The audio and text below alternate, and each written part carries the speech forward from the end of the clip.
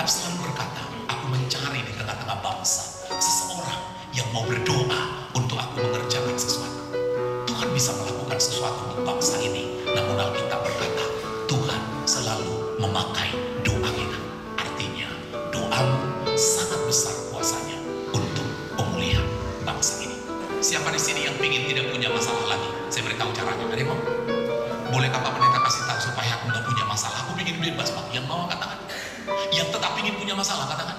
Yang tidak mengerti bahasa Indonesia katakan. Habis yakin saya. Nggak katakan juga. Saya bingung yang mana yang mau saya tanya. Sekali lagi, saya beritahu caranya. Yang kepingin tidak punya masalah lagi, katakan. Saya kasih tahu caranya. Ada 1, 2, 3, cukup banyak, Pak. Siapa yang tetap ingin punya masalah, katakan.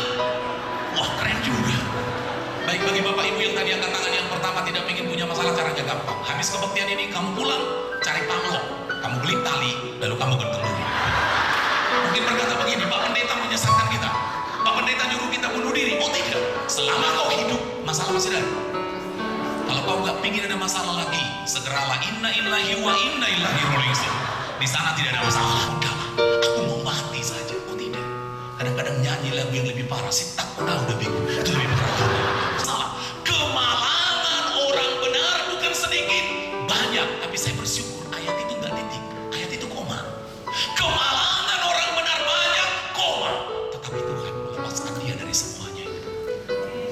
Mana doamu? Siapa yang doanya yang putih? Oh gak ada, yang kuning. Sering doanya yang kuning namun harapannya yang putih. Jangan meminta beban yang ringan dari Tuhan, tapi mintalah bahu yang kuat untuk memikul beban itu. Kaki yang dipakai berlutut di pagi hari akan menjadi kaki yang kuat berjalan sepanjang hari. Orang hebat tidak dihasilkan melalui kemudahan, kesenangan, atau kenyamanan. Orang hebat dibentuk melalui kesukaran, tantangan, dan air mata. Bacalah riwayat hidup semua orang hebat. Mereka tidak pernah melewati hidup yang mudah.